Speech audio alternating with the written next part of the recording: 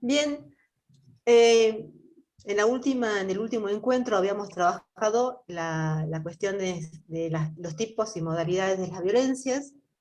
Yo quisiera saber si les quedó alguna duda, si pudieron repasar el PowerPoint, ver las grabaciones, si hay alguna cuestión ahí que no les haya quedado claras.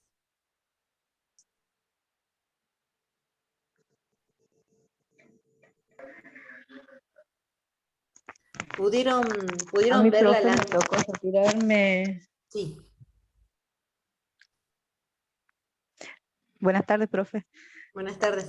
Me tocó retirarme por un trámite urgente para mi papá ese día, pero estaba viendo lo que subió de YouTube, es muy interesante y son cosas que por ahí, como usted dice, uno desconoce, porque si vamos por el tema de violencia, en lo que es lo reproductivo, obstétrico, o sea, yo sabía de una nena de 13 años que había tenido familia, le hicieron una mala praxis, estuvo internada casi 20 días en Salta, y Sí. cuando viene a retirar su bebé, no se lo quisieron entregar por el solo hecho de que era una menor de edad y son gente de muy escasos recursos y ella vivía con su abuelita.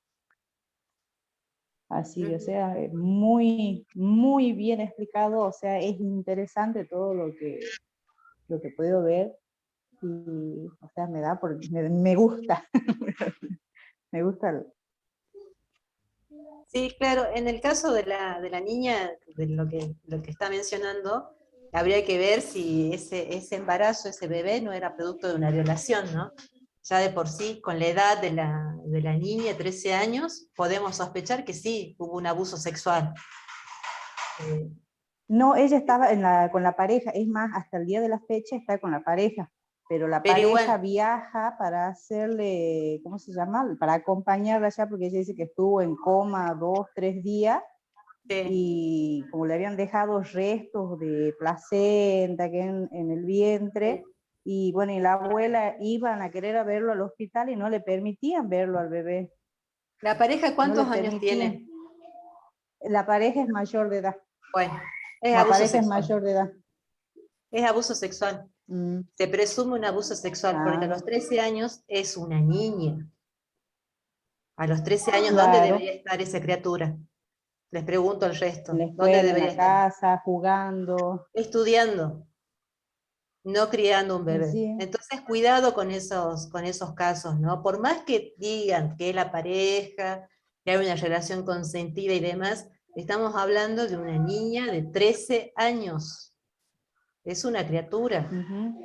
No tendría que haber estado en una situación de embarazo, por lo cual seguramente eh, la justicia habrá intervenido en ese caso, presuponiendo un abuso sexual, que de hecho para la ley lo es, porque a los 13 claro. años ningún niño puede estar en pareja, sea varón o sea mujer. Ningún niño puede estar en pareja.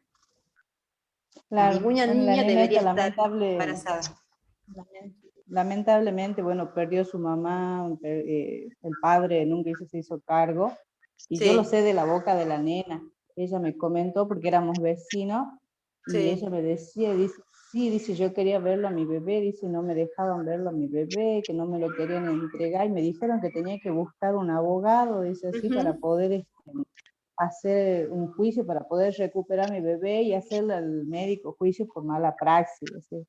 Pero, o sea, es como usted dice, es una nena que tendría que haber estado estudiando, y es como, me dio, o sea, tanto dolor ver una nena de 13 años y que tuvo que madurar de golpe, porque tuvo que madurar de golpe, crecer sin su madre, sin su padre, y como usted dice, hacerse cargo hoy por hoy de una criatura que hoy ya tiene 1 año, Sí. y es triste, es muy triste.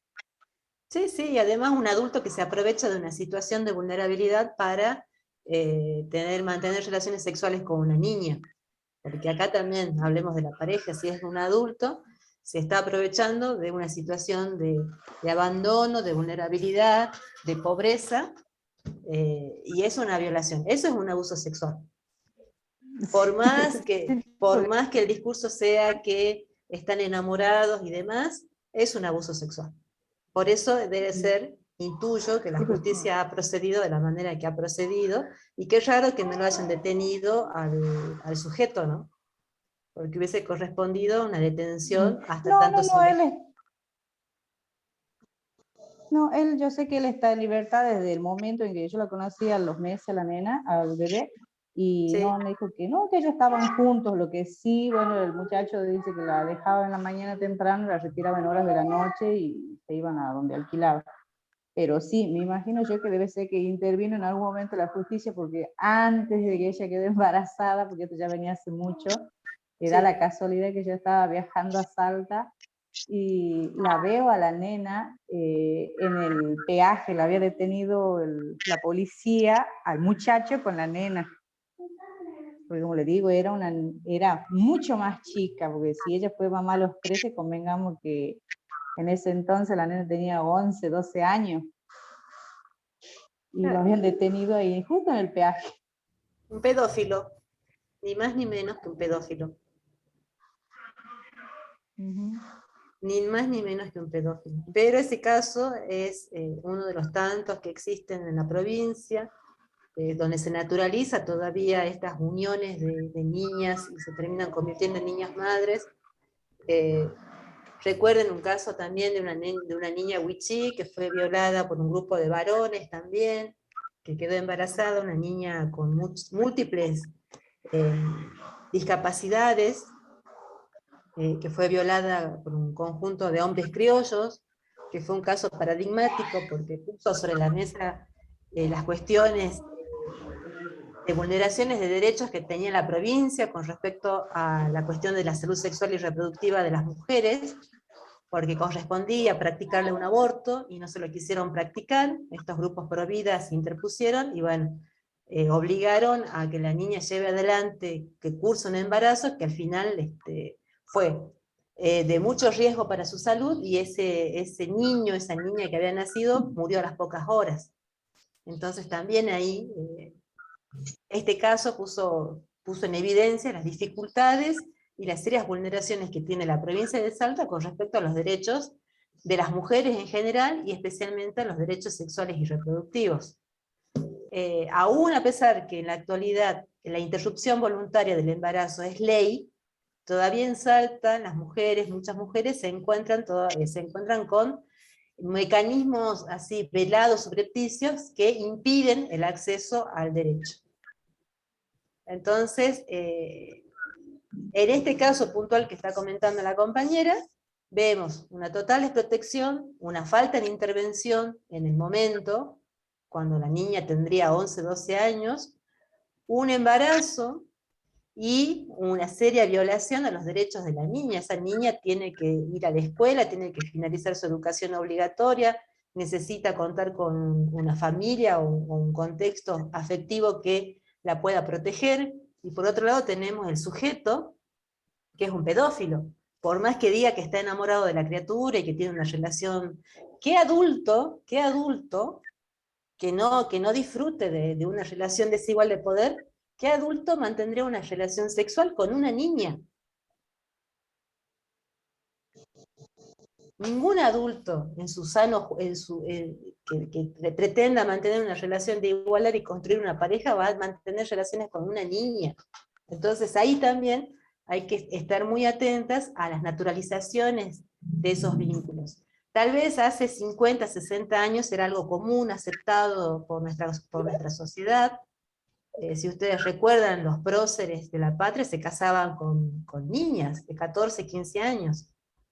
El héroe de la provincia, Martín Miguel de Güemes, se casó con su esposa cuando esta tenía 14, 15 años, pero estamos hablando de 1860 y algo, 1800 y algo. Estamos en pleno siglo XXI. Entonces estas cosas que suceden, y encima suceden en nuestras cercanías, son cosas que nos tienen que alarmar, ¿no? Y mostrarnos que faltan muchísimas cosas todavía para lograr la real igualdad para las mujeres. siempre siguen siendo las mujeres las más perjudicadas. En este caso es la niña que no puede ver a su hijo y ese pedófilo en libertad. La justicia se aplica sobre la víctima y no sobre quien ha ejercido la violencia. Entonces, son muchas cosas que hay que pensar y reformular, ¿no?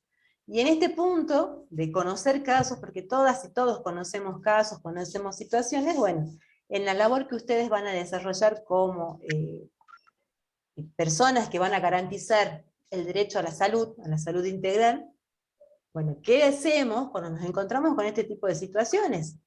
¿O qué hacemos cuando en el ámbito del desarrollo profesional encontramos relatos, vemos situaciones, o tomamos conocimiento de múltiples violencias que pueden estar atravesando, ya sea la persona con la cual trabajamos, o el entorno familiar afectivo?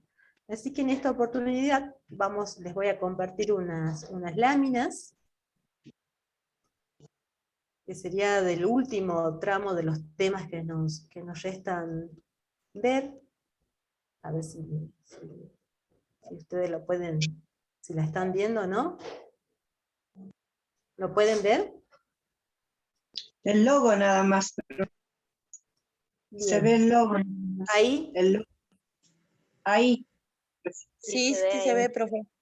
Ahí. Bueno, entonces, ¿qué temas vamos a trabajar hoy, no? Las intervenciones ante situaciones de violencia. ¿Por qué es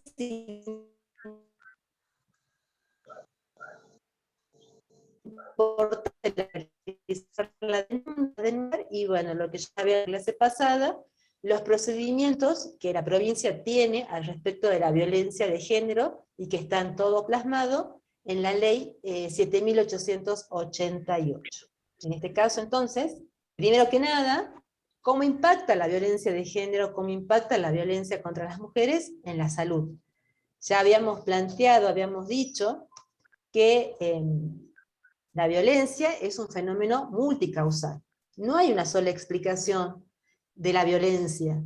Y además, tampoco hay una explicación que prime sobre las demás.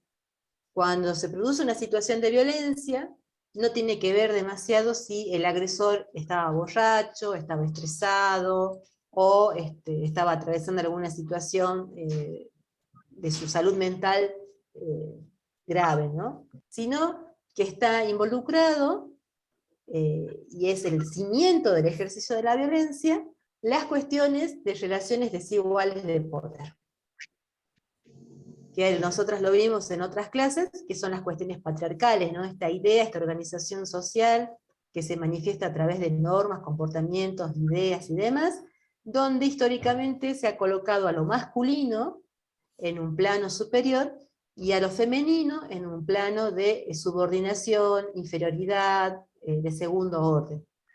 Entonces, cuando decimos que la violencia es un fenómeno multicausal, la primera razón, el primer argumento, el pilar del ejercicio de esa violencia, es esta desigualdad histórica, social, que se manifiesta, vuelvo a insistir, en normas, en conductas, en formas de organización de lo político, de la justicia, que se manifiesta a través de valores, de ordenamientos y demás, ¿no? Entonces, la violencia es social y es cultural. Esa es su gran explicación. Después entran a conjugarse otras discriminaciones raciales, discriminaciones por edad, y otras cuestiones más, como pueden ser la situación económica, el consumo, ¿no?, de sustancias y demás. Pero esas son, digamos, situaciones que acompañan lo más importante, que es esta desigualdad social y cultural. Ahora, esto, ¿cómo impacta, ¿no?, en la vida de las personas, y principalmente cómo impacta en la idea de la salud? Como ustedes también ya habrán visto en otros encuentros, la idea que tenemos de salud es una idea no de ausencia de enfermedad, sino que más bien habla sobre un equilibrio positivo entre lo corporal, lo mental, lo subjetivo, es decir, el plano de los sentimientos, y el ambiente que rodea a una persona. no es solamente estar enfermo, enferma, o no enfermo, sino que tiene que ver muchísimo con los vínculos, con el contexto social, con el contexto económico, y eso habla de una idea, de un paradigma de una salud integral, de una salud plena. Entonces, si hablábamos que la violencia es cultural y social, que su principal sostén es esta diversidad y esta desigualdad social y cultural, afecta claramente a la salud de las personas que están involucradas. No solamente la persona que es víctima de la violencia, sino también el agresor, porque el ejercer violencia también está hablando de su desequilibrio emocional, físico, mental, de los vínculos y demás, y también habla de la salud, impacta en la salud del entorno social, familiar, afectivo, en el cual estas dos personas, agresor y víctima, conviven, se relacionan. Entonces también acá hay una idea muy importante y muy interesante, que es que cuando se produce un hecho de violencia, cuando ocurre un hecho de violencia, no estamos hablando de solamente una persona víctima, sino que estamos hablando de una comunidad que es víctima también de la violencia de género. Si no pensemos, por ejemplo, en lo que ha sucedido el viernes pasado en el femicidio de esta niña en Coronel Moldes, que mientras se dirigía a su colegio secundario, fue atacada por un exnovio y falleció siendo víctima de un femicidio. A pocas cuadras de su casa y a pocas cuadras de su colegio. Entonces acá no estamos hablando solamente que la víctima es la niña, sino que acá hay una comunidad que ha sido dañada, un barrio que ha sido dañado. Imagínense ustedes a las 8:30 de la mañana,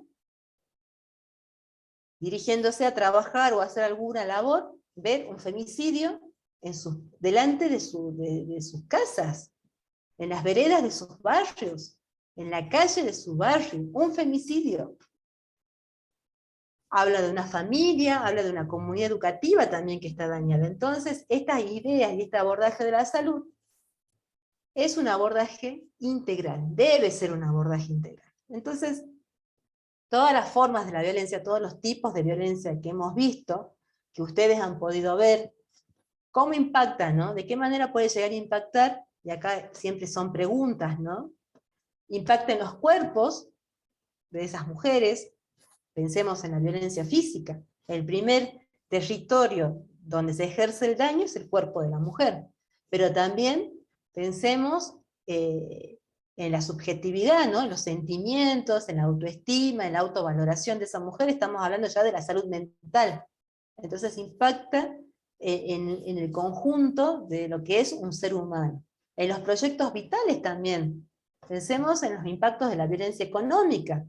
Una mujer que no puede disponer de su propio patrimonio, que no puede administrar su propio dinero, o tiene que vivir en situaciones de mucha miseria, porque no puede acceder a aquellos recursos que le corresponden, ¿qué proyecto va a poder llevar adelante? Si su única preocupación va a ser la supervivencia, e inclusive alimentarse, que es lo más básico de la supervivencia de un ser humano, comer. Poder comer, por lo menos una vez al día. Entonces también cuando la violencia se pone de manifiesto y se cierne sobre la vida de estas personas, afecta a esos proyectos vitales. También en las redes socioafectivas. ¿Cuántos casos de violencia no hemos conocido en donde la víctima se aparta de su círculo familiar, pierde contacto con sus amigas, termina solamente conviviendo y relacionándose con esa persona que la ha estado sometiendo, dominando, de forma tal que cuando la mujer o la persona decide o pide ayuda, se encuentra con que no hay nadie a su alrededor, porque toda esa red afectiva que nosotros construimos a lo largo de nuestras vidas ha sido quebrada y ha sido destruida. Y ese es uno de los principales efectos de esa violencia, ¿no? Atacar directamente a esas redes, a esos vínculos que pueden actuar como soporte para proteger como también para prevenir la violencia. Entonces acá, trayendo el ejemplo que la compañera había relatado sobre esta niña de 13 años, esta niña madre, efectivamente acá hay una situación de violencia institucional por una falta de inacción del Estado, por una omisión del Estado de proteger a una niña que claramente no tenía adultos que pudieran cuidarla, y la han dejado expuestas a un pedófilo, porque si bien tenía a su abuela, pero pensemos tal vez es una adulta mayor que no cuenta con recursos suficientes. Entonces acá la niña de por sí ya es víctima, antes de quedar embarazada y tener ese nuevo hijo, ha sido víctima de una violencia institucional por inacción. No tenía una red afectiva ni estatal que la pueda proteger. También impacta en los trabajos que las personas pueden desarrollar. Hemos visto que la violencia también se da en los ámbitos laborales. Cuando hay un acoso y una persecución laboral, esto también afecta la salud de las personas.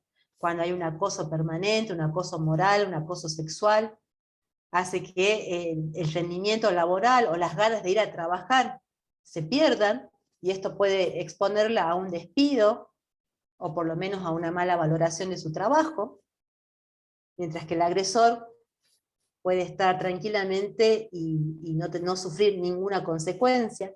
Bueno, al respecto, la Organización Internacional del Trabajo en este año ha elaborado un convenio, el convenio 190, donde se plantean nuevos procedimientos con respecto a la violencia que se da en los ámbitos laborales, en lo cual nuestro país ha adherido en junio de este año. ¿Esto qué significa? Que también la mirada y el abordaje de la violencia en el ámbito laboral ha cambiado y tiene perspectiva de género. Y un ejemplo claro es en el caso de los acosos sexuales en los ámbitos laborales. Hasta hace unos meses, cuando una víctima que era perseguida, hostigada sexualmente, y decidía realizar la denuncia, tenía que aportar las pruebas que den cuenta que sí había sido víctima o es víctima de este acoso sexual. Y muchas veces esas pruebas eran difíciles de conseguir, porque no hay testigos, porque nadie vio nada, porque bueno, una serie de dificultades. Con este convenio 190, la mirada es totalmente distinta y es la persona acusada quien debe demostrar que no hizo aquello que dicen que hizo. No es la víctima la que debe aportar pruebas, sino es la persona que está señalada como persona agresora. Entonces fíjense también cómo es importante estar al tanto de las nuevas decisiones y los nuevos marcos normativos con respecto a las violencias en distintos ámbitos. La violencia también afecta a la economía, no solamente hablamos de la economía cuando decimos violencia económica y patrimonial, sino también cuando la persona, la mujer, decide hacer la denuncia, esa denuncia ingresa a un circuito judicial. Y se necesita un patrocinio legal. Se necesita de abogada o abogado. Y acá tenemos un gran problema que hasta ahora el Estado no ha podido resolver. ¿Cómo garantizar el asesoramiento, el acompañamiento legal para aquellas mujeres que no pueden pagar un abogado de manera privada? Y bien existe una defensoría de género, una defensoría oficial, es solamente para mujeres que tienen una situación económica realmente de indigencia o de pobreza. Pero las demás, que están en una situación ambigua, ¿no? Ambigua, y tampoco cuentan con los recursos suficientes para pagarse un patrocinio legal, bueno, ¿cómo hacen? ¿Cómo hacen? Y además, no son juicios que se resuelvan en un año, sino que pueden llevar décadas. Décadas. Entonces también esto afecta a la economía, porque hay que estar pensando en el pago de los honorarios de abogados y abogadas, el traslado a los juzgados, el presentar pruebas y demás. Entonces esto también impacta en la economía, no solamente de la víctima, sino en la economía familiar. Y principalmente en la autovaloración. Todo ejercicio de violencia va directamente a menoscabar la autoestima y la autonomía de estas mujeres. desde el creer que realmente son inútiles y que no pueden desarrollar un proyecto de vida propio, hasta estas cuestiones económicas, ¿no? Del desgaste de pensar que va a tener un juicio que va a durar mucho tiempo, de dónde va a sacar la plata, cómo va a mantener a su familia, de tener que dejar proyectos que son importantes, por ejemplo, estudiar. Entonces, decir que la violencia no impacta en la salud de las mujeres es una auténtica falacia. Impacta y de maneras muy crueles y dramáticas. Entonces, si tenemos esta idea de salud integral, no podemos desconocer que esa salud integral también puede verse afectada por los hechos de violencia. ¿Sí? Bien. Entonces acá, lo que yo les decía, ¿no? Cada vez que tenemos una intervención de la salud integral, tenemos que identificar, primero reconocer, ¿no?, cuáles son los tipos y las modalidades de la violencia. ¿Cuáles son los tipos y modalidades de la violencia? Porque tranquilamente podemos estar conviviendo y trabajando con una persona, y si no sabemos que existe, primero, que existe la violencia de género, la violencia contra las mujeres, y cuáles son los tipos y modalidades de la violencia, difícilmente vamos a poder identificar que esto puede estar afectando la salud de la persona con la cual trabajamos, ¿no? Primero conocer cuáles son los tipos y modalidades, y después también formarnos en conocer esos indicadores de la violencia. Porque a veces la víctima no se sabe, no se reconoce como víctima o persona que está siendo damnificada por una violencia. Entonces acá es muy importante saber reconocer y manejar los indicadores, ¿no?, como herramienta, y acá lo dice, de evaluación profesional. Es una evaluación, pero que no es la única, sino que es una primera aproximación. Es una primera aproximación que puede servir para desencadenar otras intervenciones con mayor profundidad, y que son las que realmente les cabe la mayor responsabilidad ante un hecho de violencia. Entonces, acá sí es importante saber cuáles son esos indicadores, pero para saber cuáles son los indicadores, primero tenemos que saber qué es la violencia, cuáles son sus tipos y sus modalidades. También esto, ¿no?, identificar las situaciones de violencia no es un cálculo, no es que, bueno, tengo una lista así de indicadores y voy marcando con una tilde si se cumplen o no se cumplen, y qué tipos de violencia se pueden llegar a cumplir. A veces hay que prestar muchísima atención porque las personas que están involucradas no dicen palabras, no pueden decir palabras o no se reconocen como víctimas, entonces uno tiene que prestar atención a la situación, a lo que dicen, a cómo se comportan. Y además otra cosa, los tipos de violencia no se dan de manera aislada. No es que solamente va a ser víctima de violencia psicológica o víctima de violencia económica, sino que se dan de manera conjunta. Es un tejido. Recuerden, la violencia pone de manifiesto la desigualdad, entonces va a ser un tejido de distintos tipos de violencia. Entonces no solamente puede haber violencia física, si ya ustedes detectan violencia física es porque hubo otras violencias antes. Entonces también esto es muy importante tener en cuenta. Y lo más importante, ignorar, desatender o mirar para otro lado y hacer caso omiso de lo que está pasando con la persona con la cual estoy trabajando o el entorno donde vive esa persona, es una negligencia profesional. Es incumplir con las funciones para las cuales ustedes se han formado y se han registrado como trabajadoras de la salud. Entonces, si ustedes hacen caso omiso, ignoran, ya sea de manera consciente o porque desconocen, estarían incurriendo en una forma de violencia institucional. Porque estarían poniendo en riesgo el derecho humano de una persona, en este caso de una mujer. Entonces, por eso, desde la Fundación creemos fundamental y primordial que ustedes cuenten con herramientas para saber, primero, qué es la violencia de género, y después poder identificarla. ¿Sí?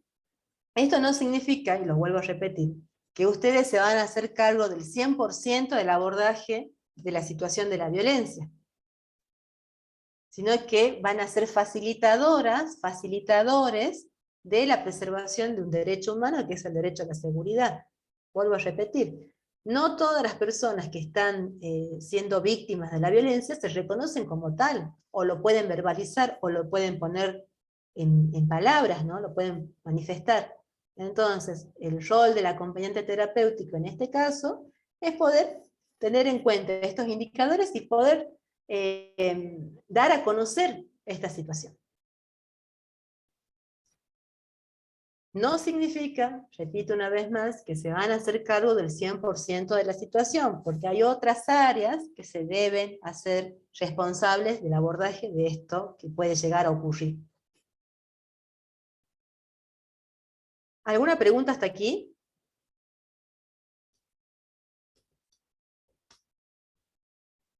¿Hay alguna pregunta?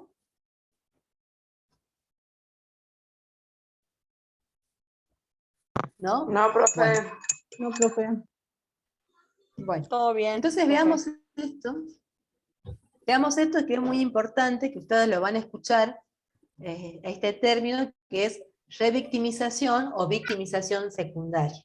Por lo general siempre se utiliza revictimización.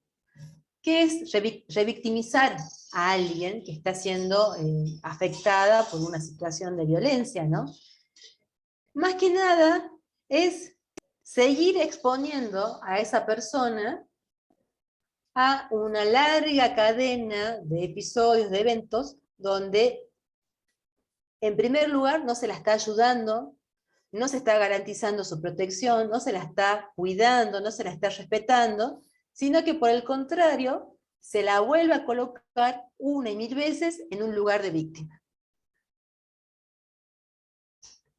Esto es muy habitual, es muy común que suceda en todas las instituciones que deben garantizar los derechos humanos, como la salud, la educación, la seguridad, los medios de comunicación y demás. Y esta revictimización no es otra más que una forma de violencia institucional. Entonces, la revictimización es la mala atención que puede recibir una persona que es víctima de violencia de género. La mala atención. Y esta mala atención, ¿cómo se puede llegar a manifestar? Por ejemplo, hacerla repetir una y mil veces la situación por la cual está atravesando. Supongamos que ustedes detectan, ¿no? Con la persona con la que trabaja, una mujer con la que trabaja, que está siendo víctima de abuso sexual por parte de un familiar. Entonces ustedes realizan el informe correspondiente, lo ponen en conocimiento de la supervisión de la obra social para la cual ustedes trabajan, o en el caso que no tengan una obra social, bueno, en la autoridad correspondiente, supongamos en la comisaría. Ustedes van y ponen en conocimiento esta situación. Entonces la convocan a la víctima, porque claramente ha sido hecha por un tercero, y le hacen repetir una y mil veces más la situación de violencia. E inclusive pueden llegar a poner en tela de juicio si lo que está diciendo es cierto o no. Entonces hay preguntas como, ¿y usted está segura que es así lo que usted vivió? ¿No está mintiendo? Fíjese que lo puede perjudicar si usted realiza esta denuncia. Otra forma de revictimización también es cuando se la somete, y esto que yo les decía, ¿no? Esos procesos judiciales tan largos, que pueden ser de décadas, es una revictimización, porque cada vez que la persona va a averiguar el estado de su expediente, el estado de su denuncia, tiene que volver a contar una y mil veces qué ha sido lo que la motivó a la denuncia y por qué está ahí en ese circuito judicial. Entonces, esta revictimización es muy habitual, es muy común. Hay estrategias para evitar esta violencia institucional. Lamentablemente, muchos organismos del Estado no la tienen en cuenta, no les interesa, no la llevan adelante, entonces esto es algo que ocurre a menudo. Y es claramente una forma de violencia institucional. Otra cuestión también a tener en cuenta, si hablamos de la salud en términos generales, ¿no? En los términos de indicadores a tener en cuenta cuando vemos un deterioro de la salud de las personas con las que trabajamos, bueno, ¿qué indicadores podemos tener en cuenta, ¿no? Estas cuestiones del riesgo del suicidio o de la muerte, ¿no? Ideas suicidas, de no querer vivir más, de querer quitarse la vida, de pensar continuamente en la muerte como una liberación, que puede aparecer en el relato, en una conversación. Ese es un indicador de que algo está ocurriendo ahí. La disminución del autocuidado también es muy visible, ¿no? Cuando ya no se bañan, no se cambian de ropa, no se peinan. Y no pensemos en gente que se arregla mucho, ¿no? Sino personas que ya uno va viendo que progresivamente va perdiendo cuestiones que hacen a la higiene personal, al cuidado personal. Eso también es importante tenerlo en cuenta como un indicador, ¿no? Otras cuestiones también, que no todos los efectores de salud lo tienen en cuenta, es cuando hay alteraciones en el sistema inmunológico o cuestiones hormonales que se terminan convirtiendo en cuadros bastante críticos y graves. Enfermedades que afectan, por ejemplo, el sistema gástrico, y que son recurrentes, dolores de panza de manera continua, no poder recibir bocado porque le genera náuseas, vómitos. Y esto, bueno, también va de la mano con algo que hace poco se lo ha descubierto en cierta medida y se lo ha demostrado científicamente, que todo nuestro sistema gastroenterológico, estómago, intestinos, hígado y demás, son muy receptivos a las emociones de las personas. Entonces, si una persona está atravesando por una situación de mucho dolor, angustia, miedo y demás, indefectiblemente impacta en primera medida en el estómago, en los intestinos. Entonces esto también genera desbalances en nuestro sistema inmune, se enferman con mucha más facilidad, manifestaciones en la piel, erupciones, manchas, eczemas, se les cae el cabello. Y la cuestión hormonal es algo que tampoco se le presta demasiada atención, pero esto también se está recién hablando, sobre todo en lo que es la atención ginecológica. El sistema hormonal de los cuerpos femeninos es un sistema muy complejo.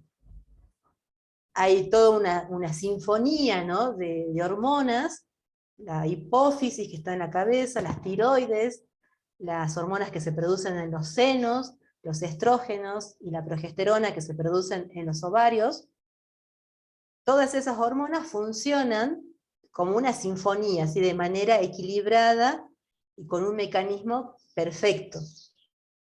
Si una mujer está bien de salud y no está atravesando por ningún cuadro de estrés ni algunas situaciones que alteren su bienestar, esas hormonas van a estar equilibradas. Pero si esa mujer está, por ejemplo, en una situación de violencia y no la puede manifestar, no la puede contar por X motivo, amenazada, que no entiende, no sabe, se van a producir, sí, desequilibrios hormonales. Entonces puede tener un hipotiroidismo, un hipertiroidismo, problemas de bajos niveles de estrógenos, problemas de progesterona. Esto a la vez lleva también a problemas con la menstruación, ausencia de menstruación, menstruaciones abundantes. Y fíjense que los ginecólogos o ginecólogas por lo general no le prestan atención a estas alteraciones. Inmediatamente piensan que es un problema de los ovarios y chau. Pero no indagan si hay un problema de violencia, por ejemplo. Si esta mujer está atravesando por algún vínculo de violencia. Y afecta claramente a la salud de una mujer. Afecta claramente a la salud de una mujer. Entonces, fíjense también cómo el desconocimiento, ¿no?, de la violencia, el desconocimiento de esos indicadores, el prestar atención a la persona que tenemos al frente y escucharla, nos puede llevar a un mal diagnóstico o a un no diagnóstico, que sería lo peor, ¿no?, el no diagnóstico. También, bueno, cómo repercute en la salud la violencia, síntomas físicos, que tampoco le prestan demasiada atención los trabajadores de la salud. La cefalea, los dolores recurrentes, ya habíamos dicho los abdominales, ese cansancio, los malestares gastrointestinales, ¿no?, la tristeza permanente. Permanentemente la persona está triste, no se quiere levantar de la cama, no entiende por qué no tiene ganas ni fuerza para hacer cosas que habitualmente las hacía y les daba mucho placer y satisfacción. Bueno, esas cosas también pasan por alto, se pasan por alto, pero pueden ser indicadores de una situación de violencia. Acá también esto, ¿no?, que es una enfermedad que ha cobrado notoriedad en los últimos tiempos, la fibromialgia, ese dolor permanente y agudo, es un estado de dolor generalizado, que hasta la fecha no se sabe las razones científicas, ¿no?, fisiológicas de este cuadro, pero sí se está avanzando muchísimo en una observación que ha sido clara y patente. Quienes padecen esta enfermedad, este cuadro, son mujeres. Son mujeres en su gran mayoría. Y también investigaciones que se han llevado a cabo, bueno, ¿cuál es la situación de estas mujeres? Todas en un gran porcentaje, han atravesado o están atravesando situaciones de violencia familiar, laboral, etc. Violencia en sí. Entonces, ese dolor que el cuerpo manifiesta está unido en su base a esta situación terrible que puede ser un cuadro de violencia. Bueno, después la violencia física también, ¿no?, cuando aparecen los hematomas, las contusiones, huesos quebrados y lesiones muy importantes, es un claro indicio de que hay violencia.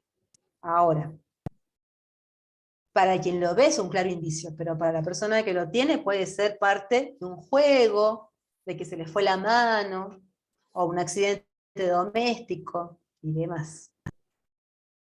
Yo por ahí siempre recomiendo, ¿no?, cuando aparecen este tipo de síntomas, prestar atención a la explicación que dan. Cuando hay demasiado detalle, cuando hay detalles así muy finos sobre cómo llegó a producirse esa lesión, es porque están ocultando algo. Claramente. Cuando hay explicaciones así, no, lo que pasa es que yo venía caminando y justo el piso estaba mojado, y yo como iba caminando con una hojota, me resbalé, me caí, pero me caí de este lado, y me golpeé con algún mueble que estaba... Cuando hay ya demasiados detalles, muchos detalles para justificar y explicar por qué se quebró un brazo, por qué apareció con un golpe en la cara, es porque, bueno, hay algo ahí que están a toda costa deseando ocultar. Y probablemente haya sido una agresión. Entonces, esto también, la recomendación es siempre prestar atención a los relatos, ¿no?, los que están diciendo las personas, a las palabras de las personas. Bueno, otra repercusión en la salud, lo que yo les decía, ¿no?, en el sistema ginecológico, en la salud sexual y reproductiva, no solamente en las cuestiones hormonales, sino también en la recurrencia de infecciones de transmisión sexual. También, eso es importante, sobre todo en las niñas sobre todo, hay infecciones, enfermedades que solamente van a aparecer cuando hubo un abuso sexual. Y otras en mujeres más adultas también aparecen, y son cuestiones que muchas no lo dicen por vergüenza, porque sí, efectivamente para las mujeres es muy vergonzoso hablar de nuestro, primero es vergonzoso hablar de nuestro sistema ginecológico, de nuestra genitalidad. Imagínense lo vergonzoso que es hablar de lo que puede llegar a pasar en nuestra salud sexual y en nuestra vida sexual. Está muy atravesada por tabúes, por miedos, por desconocimiento, y en una sociedad tan conservadora como es la sociedad salteña, muchas veces las mujeres callan y ocultan cosas que le están ocurriendo en su vida sexual por miedo y por vergüenza. Entonces también acá hay que estar atentos a algunas cuestiones y a los relatos, a lo que dicen las mujeres, ¿no? A las incomodidades que presentan. Y bueno, esto, ¿no? Las formas en cómo se utilizan los servicios sanitarios. Esto pensando en la salud, en los primeros niveles de atención de la salud, ¿no? Mujeres que casi todas las semanas, todo el mes, están yendo al centro de salud a solicitar alguna cosa. Algo ocurre ahí, están necesitando hablar con alguien. Y lo mismo puede ocurrir en el trabajo que ustedes pueden desarrollar como acompañantes terapéuticas, ¿no? Siempre solicitando que la lleven al médico, o estas manifestaciones de dolor permanente y demás.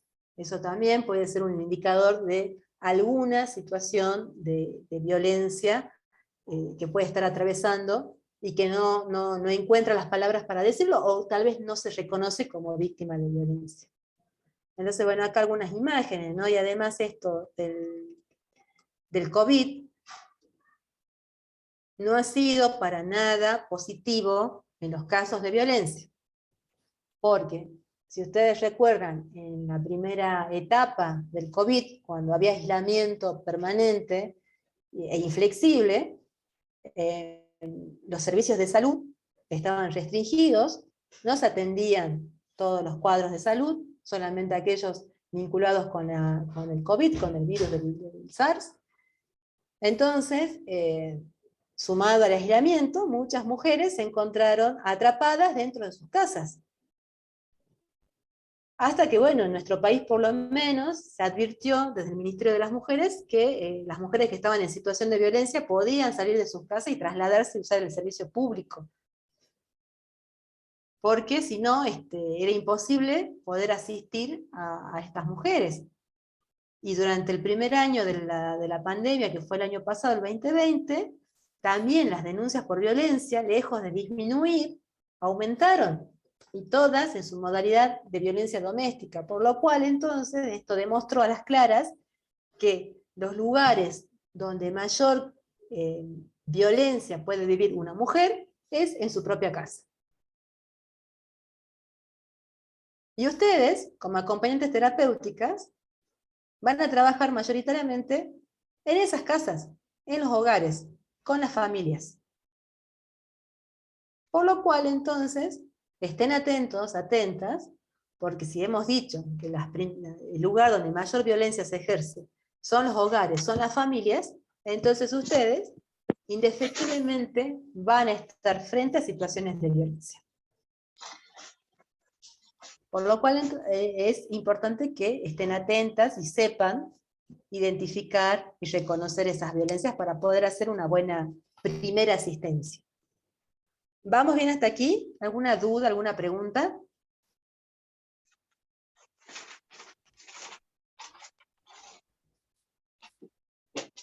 ¿Nada? No, profe. Bueno.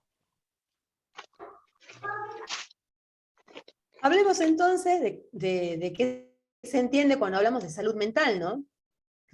Habíamos dicho salud integral, equilibrio entre cuerpo, emociones, la salud mental, el entorno de los afectos, el ambiente en el que una persona vive.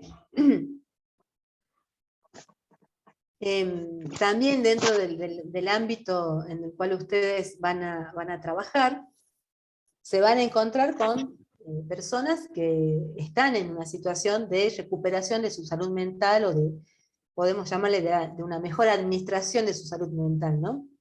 Entonces acá hay que reconocer una cosa muy importante, y es que el discurso médico en general, pero particularmente el que trata la salud mental, les cuesta mucho asumir y aceptar e incorporar la perspectiva de género.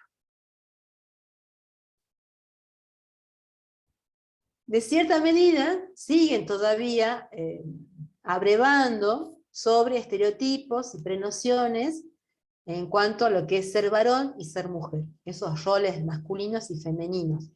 Porque también dentro del discurso médico siguen prestando atención, mucha atención, solamente a la genitalidad. Entonces se guían, ¿no?, por esas cuestiones de los cuerpos físicos, de los cuerpos biológicos, y no contemplan de una manera más superadora el impacto de lo social y cultural sobre esos cuerpos biológicos, ¿no? Entonces, sobre todo en quienes trabajan en salud mental, vuelvo a insistir, les cuesta aceptar la perspectiva de género, les cuesta aceptar, bueno, que existen diversidades también. Yo no sé si se los comenté a ustedes o en otro grupo, pero hasta la década del 90, 1993, si no me equivoco, la homosexualidad era considerada una enfermedad mental. Ser homosexual era ser una persona enferma. Entonces se le diagnosticaba esta enfermedad y se les daba medicamentos para poder curar esa enfermedad mental. Medicamentos que podían ser hormonas masculinas u hormonas femeninas, dependiendo el sexo de la persona supuestamente enferma, o mandándolos a tratamientos de rehabilitación. Clínicas especializadas donde a las mujeres lesbianas se las curaba de ese lesbianismo para que vuelvan a ser mujeres normales, entre comillas, y lo mismo con los varones. Esto también, no recuerdo si se los comenté a ustedes, pero hace poco en Francia se estuvo tratando la derogación de esos tratamientos, que todavía siguen existiendo en Francia. Clínicas de rehabilitación de la homosexualidad. Y uno diría, pero esto es una locura absoluta. No, bueno, existe. Aún a pesar que la Organización Mundial de la Salud, desde la década del 90, sostiene que no es una enfermedad, sino que es una elección de vida. Entonces, fíjense lo mucho que falta trabajar en el ámbito de la salud, y especialmente en esta porción que es la salud mental. Entonces, primero, ¿qué es lo que deberíamos hacer? Incorporar la perspectiva de género. Formarse en perspectiva de género. Y esto nos va a permitir reconocer esta complejidad de la violencia contra las mujeres, ¿no?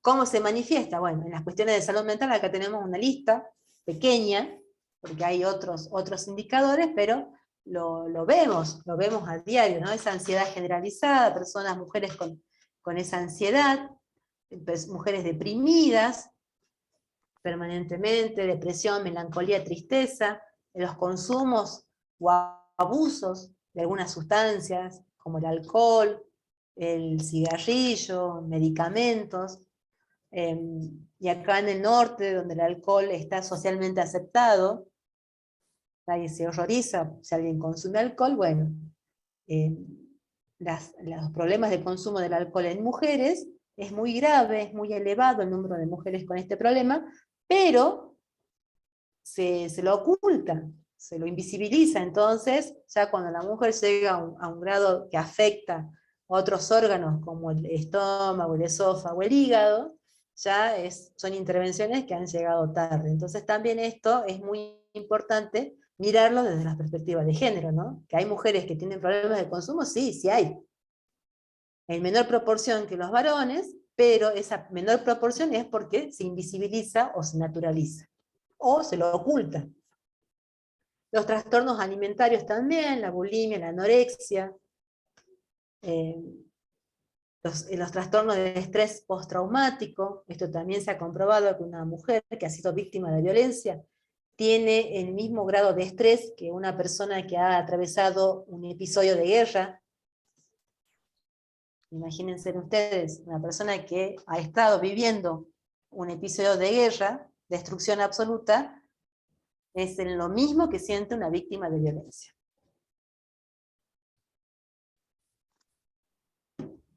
Los trastornos adaptativos, depresión, ansiedad, no poder entablar vínculos de amistad, laborales, los suicidios, las autolesiones, trastornos del sueño también, insomnio, no poder dormir, no tener un sueño de calidad, despertarse de manera recurrente, la situación de hiperalerta, mujeres que permanentemente están pensando que alguien las va a atacar, que alguien se les va a acercar y les va a querer hacer daño, o con miedo. Y bueno, y otras cuestiones más que ustedes la pueden ver acá en esta lámina, ¿no? Pero que si uno no cuenta con la formación en género, puede pasar porque, bueno, no, está en una situación de estrés, está muy ansiosa o demás. Pero no se profundiza más allá del síntoma, no se busca el indicador de violencia. A ver, la siguiente, bueno, lo que les decía también, el impacto en esa subjetividad, ¿no? En la idea propia que la mujer tiene de sí misma. ¿Cómo siente? ¿Cómo se siente? Baja autoestima es la primera. La baja autoestima. La culpa también es otra cuestión importante. La víctima se siente culpable y responsable de la violencia que sufre. Cree que es ella quien motiva el ejercicio de la violencia, que es ella la responsable de todo lo que le pasa, y que inclusive, si el agresor es condenado, sancionado, va a ser ella la culpable de lo que le llega a pasar a este sujeto. El estado de alerta, esto que yo les decía, ¿no? Ese miedo permanente, un miedo permanente, en un estado de miedo permanente. El aislamiento también es algo muy fácil de ver, cuando ya no tienen ningún tipo de vínculo, ni siquiera responden los mensajes. Desesperanza, vacío, desconexión afectiva, personas muy frías, pero no porque sean malas ni nada, sino porque no han perdido todo vínculo con otras personas, han perdido sus vínculos afectivos. Y lo primordial, cuando las víctimas tienen hijos, y esto es lo que yo les decía, no es solamente la víctima la única, sino es su entorno, y los principales receptores también de esas violencias y de las consecuencias de estas violencias son los hijos e hijas de estas mujeres. Entonces también en los niños y niñas se pueden observar los efectos de la violencia. Tal vez la víctima puede llegar a disimular o no lo quiera manifestar, pero los niños y niñas claramente van a visibilizar, van a exponer que están viviendo situaciones de violencia. Y acá, bueno, hay algunos indicadores, ¿no? Problemas de socialización, niños que les cuesta entablar vínculos con sus compañeros y sus pares, o tienen serios problemas con la autoridad de las maestras, no se pueden integrar, o lo más preocupante es cuando estos niños asumen el rol de adultos y que son los que deben cuidar a la persona que es la víctima de la violencia, supongamos la madre. Y esto es algo muy, muy grave, ¿no? Porque los niños son niños y deben estar estudiando, jugando o haciendo cosas de niños. No deben asumir la responsabilidad del cuidado y la protección de la persona adulta, y más si la persona es la víctima de la violencia. Pero esto es muy habitual encontrar. Niños que dicen, no, yo la tengo que cuidar a mi mamá, la tengo que cuidar a mi hermana, porque bueno, es mi responsabilidad y demás. Esto es claro indicio de que hay una situación de violencia en esa familia, en ese grupo familiar. Entonces, esto que parece, bueno, sí, todos lo sabemos, ¿cómo no nos vamos a dar cuenta? En el día a día, cuando ya nos encontramos en el escenario laboral, son situaciones que se pueden presentar y que uno no le presta demasiada atención. ¿Sí? Entonces, es muy importante reconocer que existe la violencia, que la violencia contra las mujeres se da en todos los ámbitos, que hay distintos tipos de violencia, que el principal ámbito donde se producen los episodios de violencia son los ámbitos domésticos, familiares, y que existen indicadores que nos pueden dar la pauta de la situación y nos va a servir para tener una buena intervención y una buena derivación, una derivación responsable. Bien, ¿vamos bien hasta acá? ¿Dudas, preguntas?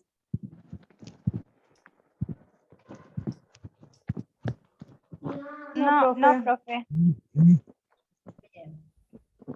Bueno, vamos entonces a a lo principal, que es, ¿qué hacemos entonces si estamos trabajando terapéuticas y de pronto encontramos algunos de esos indicadores o indicios que hemos visto anteriormente? ¿Hay alguien que tiene el micrófono abierto? Por favor, le pediría que lo apague. Bien. ¿Qué leyes tenemos, no? Nosotras ya hemos visto que existe una ley nacional, que es la 26485, de protección integral para las mujeres, que es de aplicación nacional, en base a la cual hemos visto los tipos y las modalidades de la violencia. A la vez, también tenemos una ley provincial, la 7403, que habla específicamente de la violencia familiar, y estos marcos normativos, sumados a otros más, nos dan los principios, las garantías. Por favor, quien tenga el micrófono abierto, lo puede apagar, porque no sé si están corriendo muebles, o está corriendo viento, no sé.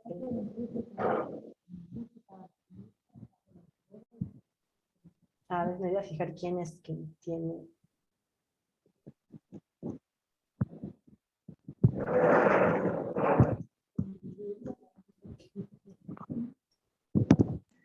Fátima, profe. Fátima, a ver, Fátima, ahí está. Ahí está Fátima. No sé, Fátima parece que está corriendo muebles. Bien, entonces, estas leyes, ¿por qué nos sirven estas leyes? Porque nos van a indicar de qué manera vamos a proceder ante una situación de la violencia, ¿no? Ya sea violencia contra las mujeres en general, o específicamente la violencia que ocurra en un ámbito familiar. En este caso, ¿qué es lo que dicen con respecto a el momento de realizar la denuncia, ¿no? Que cualquier persona de confianza puede realizar la denuncia. Por ejemplo, si ustedes han detectado un episodio de violencia con una mujer con la cual ustedes trabajan, que es su paciente, bueno, ustedes pueden actuar como persona de confianza y poner en conocimiento esta situación. Es un procedimiento reservado, es decir, que se va a guardar la identidad de las personas que denuncien, si así lo solicitan. Se va a preservar también el nombre de la víctima. En algunas denuncias inclusive solamente se ponen las iniciales de la víctima, sobre todo si es una menor de edad también.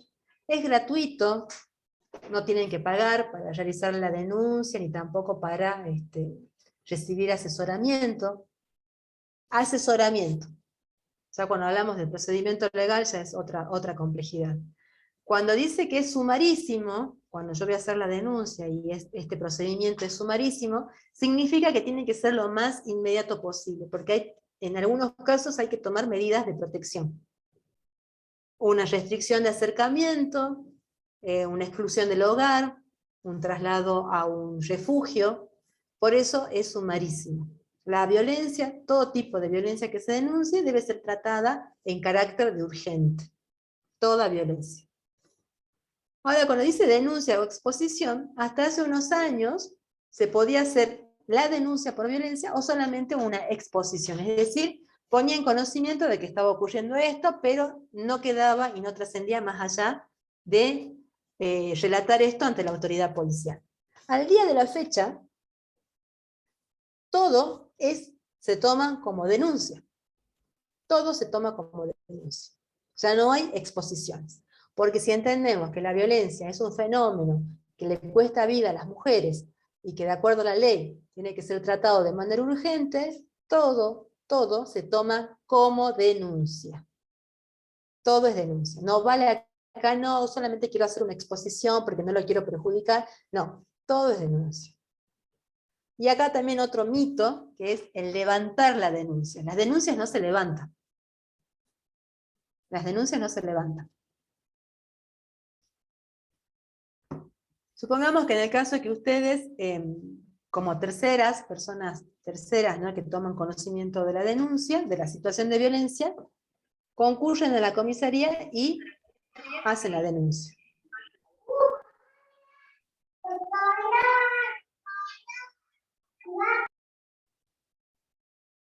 hacen la denuncia, pero de acuerdo a lo que dice la ley, la 26485, es la víctima quien debe después concurrir a rectificar o ratificar esa denuncia. Es decir, van ante la autoridad y dicen, sí, efectivamente es tal como dice la acompañante terapéutica, a mí me pasan estas cosas. O por el contrario, va a decir, no, no es así, fue todo un malentendido y demás.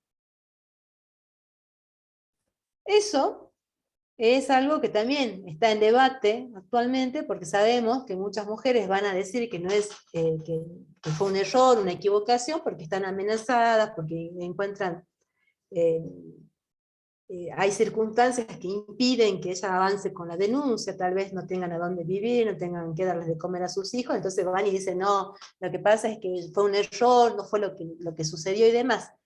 Entonces ahí está la habilidad de quien está tomando la denuncia para poder indagar y preguntar si efectivamente es así. O hay una situación acá de mucha mayor vulnerabilidad que hace que no continúe con la denuncia. Entonces, eso puede llegar a ocurrir. Pero no es que se levanta la denuncia, sino que puede llegar a esa instancia. ¿Sí? Ahora, en el caso que la víctima sea la víctima, sea la que hace la denuncia, ahí ya no hay rectificación ni ratificación. Directamente continúa el procedimiento. Continúa el procedimiento, porque se supone que hay un riesgo para la vida de esta mujer. ¿Sí? Pero esto es principal. No existen las exposiciones, son todas denuncias. La otra cuestión es qué garantiza, ¿no? estas leyes. ¿Cuáles son los derechos que va protegiendo estas leyes, ¿no? La gratuidad de la denuncia y del procedimiento. Y acá es el problema, ¿no? Son pocos los dispositivos de acceso a la justicia que ofrece el Estado, tanto nacional y provincial, en cuanto al patrocinio legal. O sea, la gratuidad está en el procedimiento. No nos va a costar nada, pagar nada, ¿no? Ni la denuncia, ni las pericias, ni el juez, ni los fiscales, ni demás. La gratuidad se termina con el asesoramiento legal. Después, si necesitamos un patrocinio legal, ahí ya se dificultan las cosas. Hay un sistema, hay un servicio nacional de abogadas y abogados, pero son para casos muy específicos. Casos donde hay un gran componente de violencia física, o hay amenazas de muerte muy serias, o situaciones de trata de personas y demás. Por otra parte, el Colegio de Abogados de la provincia de Salta también ofrece patrocinio legal a un precio solidario, cobra muy poco con respecto a lo que podría salir un abogado de manera privada, pero ese es un compromiso que ha tomado el Colegio de Abogados y Abogadas de la provincia. Lo que sí estaría faltando es que este servicio se extienda a la mayor cantidad de mujeres que lo necesiten. Por otra parte, bueno, la respuesta, ¿no? Permanentemente se tiene que informar sobre cuál es el procedimiento o cuál ha sido el destino de la denuncia. Y esto está de la mano con ser oída personalmente. La mujer que denuncia tiene el derecho a que se escuche su relato. Que el juez, que los fiscales, las fiscales escuchen lo que la mujer tiene para decir. La protección judicial también es otra garantía, y esto habla de las medidas de protección que son inmediatas, exclusión del hogar, cuando se lo aleja el agresor del hogar, las prohibiciones de acercamiento, comúnmente y vulgarmente conocidas como perimetrales, en realidad se llaman restricción de acercamiento, prohibición de acercamiento, las consignas policiales que pueden ser fijas, ambulatorias, y eso también hay una modificación en la provincia, donde ahora la consigna tiene que ser asignada a la persona que es agresora, no a la víctima, porque claramente la consigna que se le daba a la víctima es insuficiente, y el ejemplo más claro ha sido el de la niña de Coronel Moldes, que tenía una consigna, pero una semana antes de su femicidio, La consigna fue levantada por orden judicial. Sumado también al justificativo que no hay suficiente personal policial para hacer consignas personales. Entonces, una modificación en la provincia es que la consigna sea asignada al agresor. La otra cuestión es la intimidad. No hay que divulgar, la justicia no debería divulgar lo que pasa, ni tendría que ser motivo de chisme en las comisarías ni nada. La participación activa de la víctima tiene que estar, y esto tiene que ver con la cuestión de la respuesta, tiene que estar permanentemente informada de las decisiones que se toman. Y esto tiene vinculación con lo que es el trato humanizado, no ser revictimizada, no tener que relatar una y mil veces lo que ha pasado. Y la libertad probatoria, bueno, esto significa que la víctima puede aportar todas las pruebas que considere necesarias para demostrar que ha sido víctima y aportar a la resolución de esta situación. ¿Qué pasa cuando hay violencia institucional? Por ejemplo, malos tratos, que no se le informa, que se demoran las medidas y demás. Se puede denunciar a esos funcionarios, cosa que habitualmente no se lo hace por desconocimiento. Pero sí se puede denunciar cuando un funcionario o una funcionaria no brinda el trato humanizado, no informa de manera correcta, o discrimina por algún motivo. Se los puede denunciar, se los debería denunciar. Si la víctima tiene una historia personal y sexual que no condice con los parámetros de cierta moralidad, eso no significa que por ese motivo se merezca el acto de violencia. Acá no tiene nada que ver la vida sexual o personal de la víctima. Es víctima. Ha pasado, y hay un caso un caso puntual en la provincia de Salta, donde a una mujer que se la acusaba de haber matado a su marido, cuando es llevada a juicio, el mismo juez cuestionaba la vida que llevaba la mujer ya una vez viuda, que concurría a fiestas familiares, que se vestía de una manera provocativa, hasta inclusive llegaron a hablar del color de la ropa interior de esta mujer. ¿Qué tenía que ver eso con la situación que había atravesado? Y la condenaron precisamente por eso. Estuvo 12 años presa, con una condena basada en prejuicios de género, claramente. Después, bueno, hubo una presentación ante el organismo de derechos humanos porque no se resolvió en la provincia, no se resolvió en la nación, tuvieron que ir a la Corte Interamericana de Derechos Humanos. La provincia le tuvo que pedir disculpas a esta mujer. Esta mujer actualmente está en libertad, después de haber pasado 12 años lejos de sus 2 hijos, pero tuvo que atravesar toda una situación de puros prejuicios, por ser mujer, y por ser una mujer que no se mostraba dolida, como los jueces esperaban que sea una mujer viuda. Imagínense entonces, cuando la mujer que es víctima de violencia no se comporta como una víctima tradicional. Porque también acá hay una cuestión, ¿no? Se espera que la víctima esté dolida, llorosa, con miedo, titubeante, débil. ¿Qué pasa cuando es una mujer que sabe que tiene derechos, que exige esos derechos y no se muestra así? Ah, bueno, entonces capaz que no es tan víctima como dice. Entonces acá también, mucho cuidado con los prejuicios y estereotipos que todos y todas podemos llegar a tener. Y otra cuestión más importante, la inspección sobre el cuerpo de las víctimas. Si no es necesario, si no es una prueba que sume para demostrar la situación de violencia, no hay por qué hacer ningún tipo de inspección, ni sobre el cuerpo de la mujer, ni sobre la salud mental de la mujer. Solamente se deben hacer cuestiones que sean necesarias para sumar a la denuncia o al procedimiento judicial. Otras cuestiones, bueno, lo importante, ¿no? ¿Quiénes pueden denunciar? ¿Quiénes pueden? En este caso, la mujer que está afectada, o su representante legal, su abogado, su tutor, en el caso que sea una persona con discapacidad.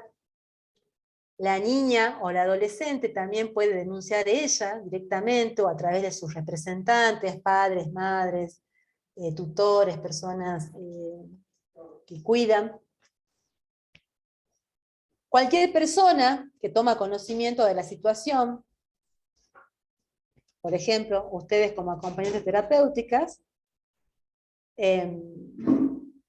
en el caso de que cuando la persona tenga discapacidad, ¿no? O solamente se han tomado conocimiento de la situación y la mujer, bueno, no se reconoce como violentada, o ustedes sospechan que posiblemente haya una situación de violencia. ¿Qué es lo que se puede denunciar, no? ¿Quién puede denunciar en situaciones determinadas? Cualquiera puede denunciar la situación de la violencia, como hemos visto anteriormente, salvo, y creo que también ya lo habíamos visto cuando hablamos de la violencia sexual, salvo en este caso de la violencia sexual. Solamente la única persona que puede hacer la denuncia es la persona que ha sido afectada, si es mayor de edad. 18 años en adelante, solamente la persona afectada, porque son delitos contra la integridad sexual, son delitos de instancia privada, solamente la persona afectada la puede denunciar. Pero, si la persona que ha sido violentada es menor de edad, cualquier persona que haya tomado conocimiento lo puede denunciar. ¿Sí? Esto tiene que quedar claro. Entonces, 18 años en adelante, la víctima. Menos de 18 años, cualquier persona. ¿Y esto por qué? Porque, bueno, mayormente los abusos sexuales hacia niños y niñas se dan en los entornos familiares. ¡Mara, los deberes! Sí, bueno, ya después van a tener ustedes también que realizar un deber y una tarea. No solamente Mara va a realizar la tarea, no solamente Mara. Que Mara no se preocupe porque la madre, hermana, no sé quién es, también tiene que realizar una tarea. Bueno. Con la muela, y que si no compra y se vaya a la casa de casa. Y mañana era que va a venir a comer, y si no le digo que mañana se venga al mediodía a comer acá y que después de acá lo vamos a llevar. También todos podríamos ir a comer al mediodía también. Si nos invita, mañana vamos a comer todos al mediodía. Todos y todas vamos a comer al mediodía. Y en la casa de la tía Yoli está, le digo, ya la había ido a buscar, le dije. Vamos todos. Vamos todos a la casa de la tía Yoli a comer. Y... Depende también, ¿no? Que cocinara la tía Yoli. Así no cocino yo acá en la casa. Bien, les pido por favor que apaguen sus micrófonos porque ya termino, ya pueden encargarse de planificar los almuerzos de mañana, de la visita a la tía Yoli, de revisarle la tarea a Mara, que seguramente está jugando y no quiere hacer la tarea. Bueno, también estamos a fin de año prácticamente. Ningún niño, niña, adolescente quiere hacer las tareas en esta altura. Disculpe que sea insistente, pero Sí. yo necesito todo este archivo para poder leerlo. Por favor. Sí, porque se los envían a través de correo electrónico y también en el grupo de WhatsApp. no tengo. Yo no lo tengo, no. Por lo general aparece en el WhatsApp, pero Sí. no. Para yo después leerlo en el PDF, pero no, nada. Ah, bueno, ya se lo vamos a recordar a Ricardo. Por favor, Sí. porque ya es su última clase, ¿no? Ya, Sí. por eso. Sí. Bien, hasta acá hemos visto quienes pueden denunciar. Pueden. Ahora, ¿quiénes deben denunciar? Acá está mal escrito, en realidad es quien debe denunciar, no quien puede. ¿Quién debe? A ver si lo puedo modificar. Sí, lo puede, debe. ¿Quién debe denunciar? Funcionarios públicos, agentes, profesionales, técnicos, de las áreas vinculadas con la familia, la salud y la educación. Es decir, todos quienes trabajan en el Estado, porque todos están involucrados en estas temáticas de salud, familia, educación, ¿no? Que presten servicio en establecimientos públicos o privados. Esto también. No es que, ay, no, yo soy médica de la clínica privada, entonces a mí no me corresponde. No, sí, sí corresponde a todos y a todas, ¿no? Porque la violencia contra las mujeres es de orden público. Todos y todas están obligados a denunciar, ¿no? Dice que en relación al ejercicio de sus funciones, es decir, mientras estén trabajando, hayan tomado conocimientos de hechos de violencia. Están obligados a denunciar ante la autoridad competente. Es decir, supervisores, directores, o si en el caso de no existir porque se desempeñan en la parte privada, bueno, comisarías, fiscalías, juzgados, oficinas de violencia familiar, polo integral, áreas de la mujer en los municipios. Entonces ustedes, como trabajadoras vinculadas con la salud, están obligadas a denunciar las situaciones de violencia. Volvemos a insistir con lo mismo. No es que ustedes tienen que ir con la víctima a la comisaría y después acompañarlas en todo el proceso judicial, sino que con el solo hecho de poner en conocimiento a su supervisor, supervisora, obra social en la cual trabajan, o en la comisaría, ya están cumpliendo con su función. De no ser así, si ustedes omiten o desconocen que existe una violencia y miran para otro lado, bueno, estarían incumpliendo su labor profesional, y eso sí está pasible de una sanción. Puede ocurrir una sanción. Y abandono de un paciente también puede ser denunciado, ¿no? Sí, Abandono podría de un ser como un paciente. abandono. Si saben que su paciente, mujer, es víctima de violencia, y ustedes no han hecho nada, sí se podría considerar un abandono, pero más que nada es un incumplimiento de sus funciones. Sí, Es un ¿no? incumplimiento de sus funciones. Y Bien. esto es importante, ¿no? Porque no todos tienen en claro esta obligatoriedad. No todas las personas tienen en claro esta obligatoriedad. Y más que nada, porque desconocen las leyes vinculadas a la violencia de género, no realizan las capacitaciones obligatorias, y porque por el otro lado hay una mirada que el otro solamente es con quien yo trabajo y no me importa nada más que eso, y termina mi horario y se terminó mi obligación. Entonces eso también habla de una falta de humanización en el trabajo. De no considerar al otro un ser humano similar a mí, con las mismas necesidades y la misma necesidad de protección ante determinadas situaciones. Entonces eso también es muy importante recordar esto, ¿no? Trabajamos con seres humanos, Sí. con muchas problemáticas de la salud de manera integral, donde la violencia es parte de esa salud. Entonces, si no nos gusta enfrentar estas situaciones, si nos va a dar, no sé, impresión, molestia trabajar con estas cuestiones, bueno, tal vez entonces ese trabajo no sea el adecuado para nosotras, y tengamos que buscar otras labores. Y difícilmente encuentren una labor en la cual nos involucren con seres humanos. Todos los trabajos disponibles se involucran con seres humanos, aún teniendo, por ejemplo, un almacén. Van a trabajar con seres humanos. Entonces, esto también es una reflexión constante sobre no deshumanizarse en nuestras labores. Trabajamos con seres humanos, con toda la complejidad y problemática que ello significa. Así es. Es tener empatía con el Sí. paciente. Bueno, en la denuncia no es necesario el patrocinio legal. En la denuncia. O sea, cuando ustedes van a denunciar no es necesario que vayan con un abogado, o que sean abogadas o abogados. Pueden ir a la comisaría y denunciar la situación, pueden ir a la fiscalía, denunciar la situación, a la oficina de violencia. No es necesario el patrocinio letrado. En la denuncia.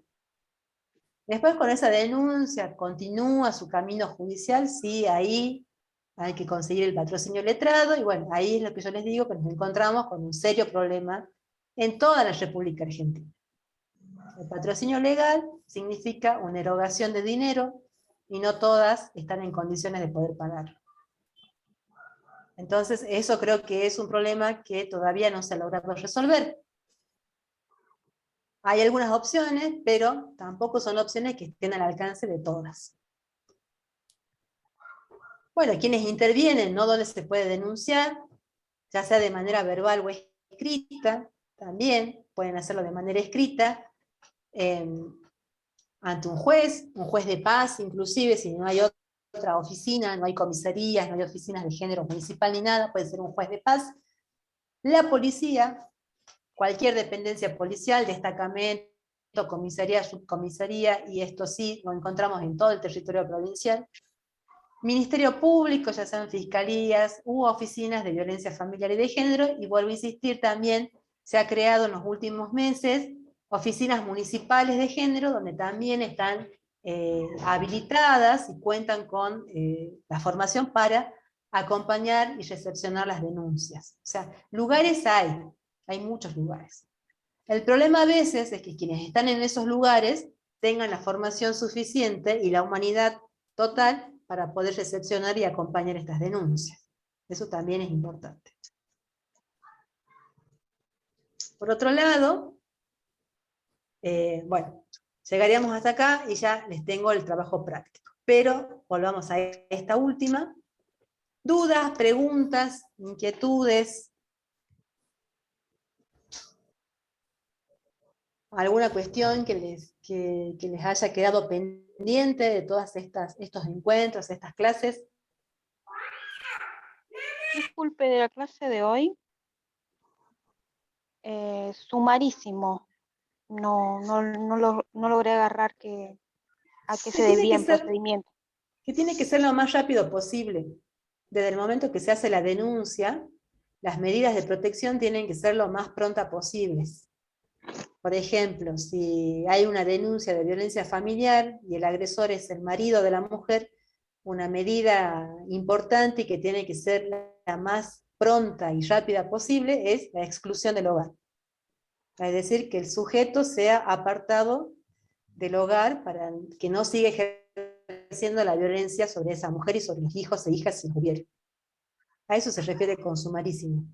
Tiene que ser lo más rápido, lo más pronto posible, porque se trabaja con la idea de que todas las denuncias por violencia son de carácter urgente.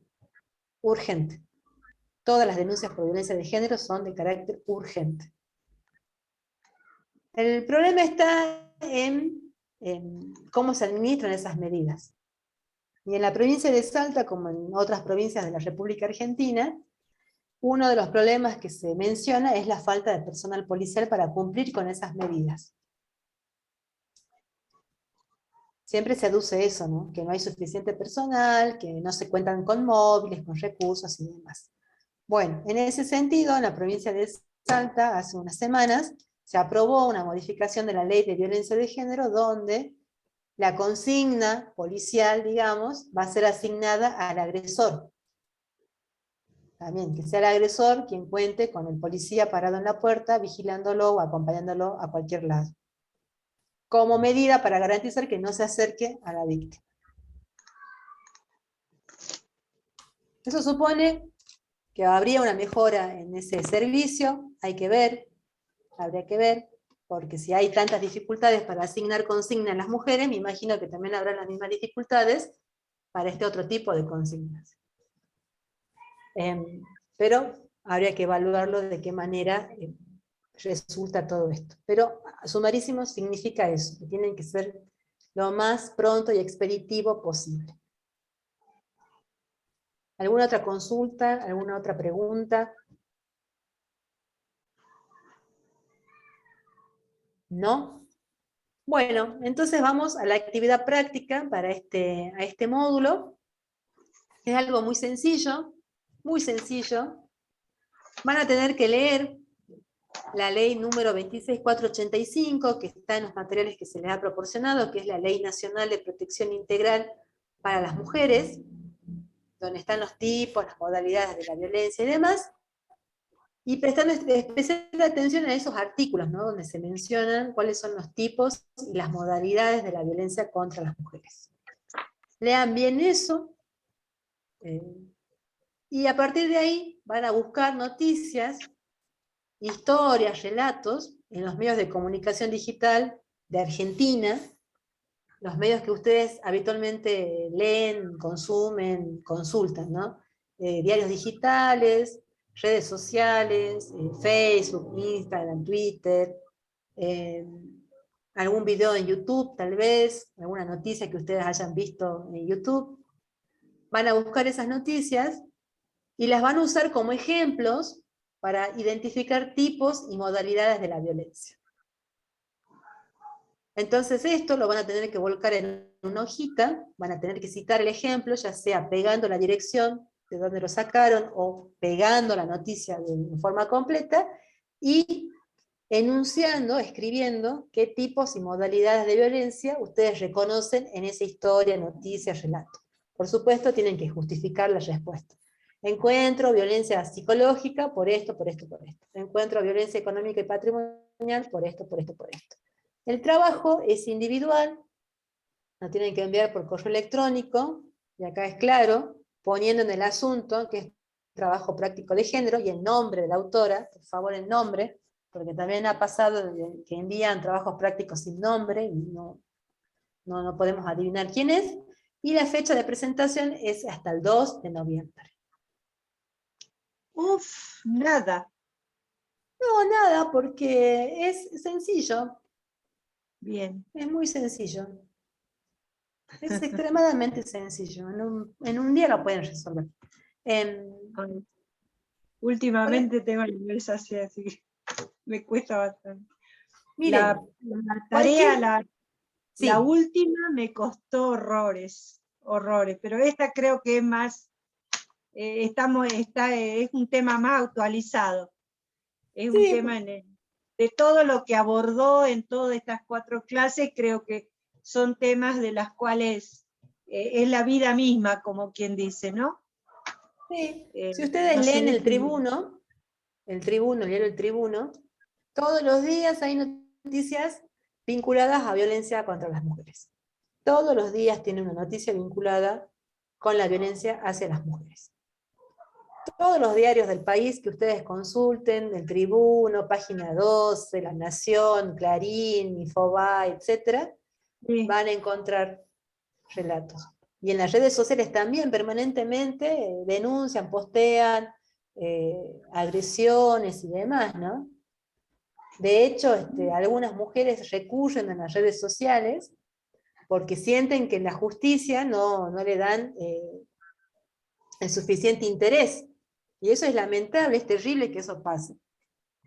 ¿Cómo puede ser que la justicia tenga que actuar bajo amenaza de escrache en los medios? Eso no tendría que ocurrir.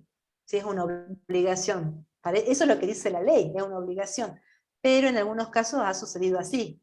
Mujeres que denuncian en las redes porque en la policía no le quisieron tomar la denuncia, o en la fiscalía no le creen, o no toman medidas de protección y demás. Entonces, a lo que yo les quiero, y que quede también claro, ¿no? Como una cuestión de reflexión, es que eso lo que estuvimos viendo en todo este módulo es lo que se supone que tiene que ser, lo que debe ser. Pero la realidad, lo que sucede día a día, y sobre todo en provincias como la nuestra, es algo totalmente distinto a lo que puede decir la teoría y la ley. De hecho, bueno, el último femicidio, la niña no contaba con la consigna y habían amenazas de muerte serias. ¿Cómo puede ser que no haya tenido una consigna o el sujeto no haya sido demorado lo suficiente? Y ahora terminamos con un crimen así, 17 años. Usted habla de Moldes. Del caso de Moldes. De Moldes, sí. Sí. O el caso que comentó la compañera al iniciar la clase, 13 años, con una criatura, madre de los 13 años. Eso es un abuso sexual, es un abandono absoluto a los derechos de los niños y las niñas. Y la justicia solamente le estaría reteniendo el contacto con el hijo, pero el sujeto, ¿qué han hecho con el sujeto? Nada. Nada. Y ellos continúan con un vínculo que de por sí es un vínculo totalmente asimétrico y prácticamente hasta podría ser tomado como un delito de pedofilia. Ajá. ¿Qué han hecho con eso? Nada. Y así una serie de otros casos más y sucesivos de otros casos más que podríamos estar toda la noche hablando de distintas historias y situaciones que todos y todas conocemos y que hemos visto en algún momento de nuestras vidas. Entonces, ¿esto cómo se soluciona? Con mayor formación, exigiendo la formación de los funcionarios y denunciándolos. Denunciando a los jueces, a las juezas que no toman las medidas, a los policías y mujeres policías que no toman las denuncias. Se trata de exigir que se cumplan nuestros derechos. Pero es una tarea, también es un compromiso. ¿Se acuerdan al principio cuando hablábamos de la perspectiva de género? Bueno, uno de los pilares de la perspectiva de género es eso, el compromiso político. ¿En qué medida yo, desde el lugar que me toca, puedo aportar a transformar esta realidad? Y ustedes ya están aportando bastante. El hecho de que estén acá haciendo esta formación, estén escuchando y demás, va a colaborar a que la mirada que ustedes tengan cuando se desempeñen como acompañantes terapéuticas tenga una perspectiva de género. Hay cosas que les va a llamar la atención. Y vuelvo a insistir sobre esto. La mayor incidencia de violencia contra las mujeres es en los ámbitos domésticos familiares. Y ustedes se van a desempeñar en esos ámbitos. Entonces, sí o sí van a encontrar situaciones de violencia. ¿Qué van a hacer con eso? Bueno, ya lo saben. Van a contar con las herramientas para poder intervenir bien y derivar responsablemente. Y hacer bien su trabajo, no correr riesgo en su trabajo, y proteger los derechos de la persona que está confiando en ustedes. Porque el rol que cumplen es un rol de muchísima confianza. Prácticamente se van a transformar en una persona amiga, casi familiar de ese paciente. Porque no es el médico o la médica que solamente hace el tratamiento y se termina la relación. Ustedes van a entrar en sus casas, van a estar compartiendo tiempo con esas personas, van a hablar con esas personas. Y bueno, en ese convivir van a aparecer cosas que tal vez sean necesarias ponerlas en conocimiento y denunciarlas. Así que bueno, su aporte, digamos, está acá en el hecho que me han escuchado durante 4 encuentros y van a realizar la tarea propuesta hasta la semana que viene. Es muy sencilla, es fácil. No es nada de extraordinario ni nada más. Lo único que les pido es que justifiquen bien qué tipos y modalidades de la violencia han encontrado en la noticia. Justifiquen eso. Y se pueden apoyar en lo que dice la ley. La ley es bastante clara sobre qué se entiende por cada tipo de violencia. Y eso va a ser, bueno, el trabajo para aprobar este módulo. Bien. ¿Dudas, preguntas? Como opinión personal, dice usted, poner la noticia y después opinar personal. Así dice usted. Sí y no. Sí y no. Tienen que guiarse por lo que dice la ley. Claro. Y Pero justificar. a su vez volcar nuestra opinión. Justificar por qué creen que, supongamos, ¿no? Tomemos el caso de Montes. Ahí podemos identificar violencia familiar, porque los chicos habían sido novios, y las relaciones de noviazgo estaban consideradas dentro de la violencia familiar. ¿Qué tipos de violencia ejercía este chico sobre ella? La había golpeado, la celaba, la perseguía, la hostigaba, así que ahí tenemos violencia del tipo física y violencia psicológica. ¿Por qué violencia física? Porque la había golpeado. ¿Por qué violencia psicológica? Porque la perseguía a través del teléfono, la celaba, no le permitía que se junte con las amigas, con los amigos y demás. A eso me refiero cuando digo que justifiquen. No solamente me enuncien, sí, violencia física y psicológica, sino física, física por tal y tal motivo. La violencia. Uh-huh. Sí, física, verbal y todo. Sí, ya entendí.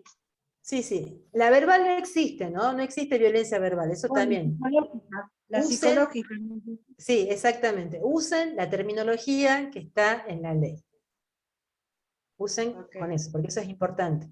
A ver, acá pregunta, profe, manda el archivo de lo que vimos. Sí, sí lo vamos a mandar.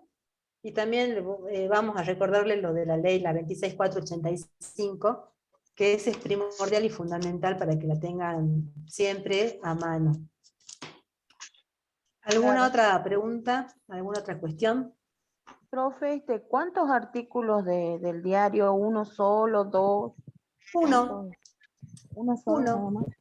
uno solo, por eso le digo que es sencillo. Uno solo. Puede ser el diario, puede ser un posteo de Facebook, puede ser alguna noticia de Instagram, puede ser un video que ustedes hayan visto, una noticia en video que hayan visto. Miren, por decir algo, ¿no? Sí. Puede ser Sí, una sí. noticia actual o también una que ya haya pasado un tiempito. Puede ser una noticia de otro momento, sí, siempre, por favor, que sean de Argentina, ¿no? Ah, no, De sí, nuestro sí. país. Bien, Porque gracias. nuestro país, porque es donde se aplica nuestra ley, de nuestro país. Ah, sí. Bien, Les iba bien, a gracias. decir, ¿no? Como tema, ¿no? Y hablando de cuestiones de la cultura popular que todo el mundo conoce y ha participado de alguna forma. El caso de Wanda Nara con Icardi. Ah, La carta de Icardi, la supuesta carta de Icardi que la conmovió a ella. Si ustedes buscan las noticias con respecto a la carta, esa carta es un compendio de tipos de violencia. Todo lo que dice esa supuesta carta de autoría de este señor es un compendio de violencias. Léanla si tienen la oportunidad, búsquenla en las redes sociales, la supuesta carta de Icardi a Wanda Nara, y es una seguidilla de tipos de violencia. Modalidad es modalidad familiar, es violencia familiar. Pero hay una descripción impresionante de distintos tipos de violencia. ¿usted la leyó? Sí, ¿No? supuestamente no es una carta que le escribió, vaya a saber uno si es cierto o no, pero el punto es que toda esa descripción es un rosario de tipos de violencia. Violencia económica, psicológica, etcétera, etcétera, etcétera. No tiene desperdicio. Al igual, Si alguien se anima al igual que la foto que publicó él junto con Wanda, donde se encontraban prácticamente desnudos los dos. Sí, efectivamente, se posteó también. Ese es violencia sexual, porque lo ha publicado sin el consentimiento de ella en las redes sociales. O sea, ese ejemplo, que ha sido el entretenimiento de la sociedad argentina en estas semanas, es una seguidilla de tipos y modalidades de la violencia.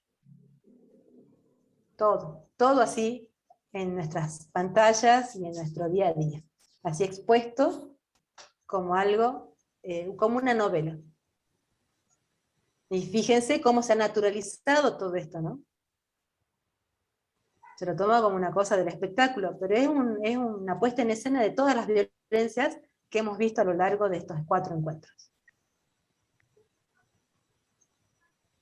Y si esto se acepta en personas que forman parte de nuestra galería del espectáculo, imagínense qué les queda entonces para los que conviven día a día en cualquier lugar de la Argentina. Si esto se naturaliza, se acepta, se lo toma así como si fuera algo, bueno, son cosas que pasan, ¿qué le queda entonces para aquella mujer que no cuenta ni con los recursos, ni con el 10% de los recursos que tiene esta otra mujer? Así que bueno, es un ejemplo que todo el mundo lo sabe, todo el mundo lo vio, todo el mundo comentó, todo el mundo habló. Bien, ya hemos llegado al horario, les agradezco mucho que hayan sido pacientes en estos 4 encuentros. Cualquier duda, consulta, no duden en preguntar. Bueno. Vamos a estar ¿Usted disponibles está en para el cualquier grupo? otra cosa. ¿Usted está en Realicen el la grupo? tarea. ¿Sí? ¿Usted está en el grupo? No, yo no estoy en el grupo, pero si hay alguna consulta en particular, bueno, Ricardo se va a encargar de ponerla en mi conocimiento, así que no se preocupen por eso. Realicen la tarea, por favor. Es muy sencilla, es solamente un artículo, una noticia, un análisis también sencillo, no espero que escriban 5 hojas ni nada. ¿Usted ¿Cómo? va a mandar a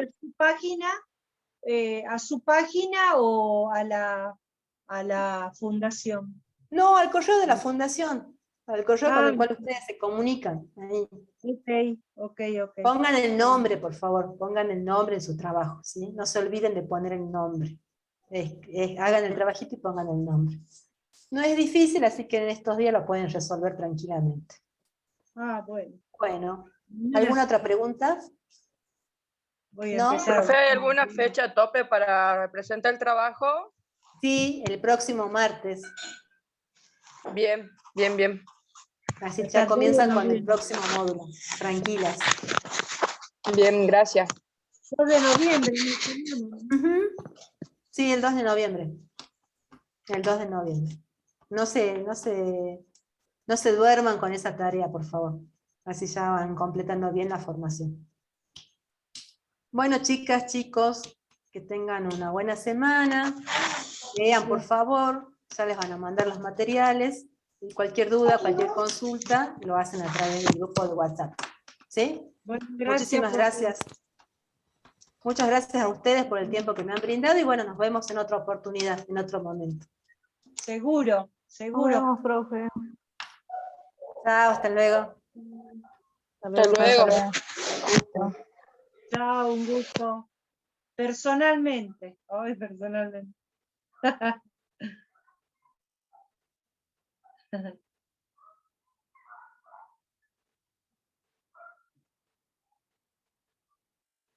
Profe Ricardo. ¿Está el profe Ricardo por ahí?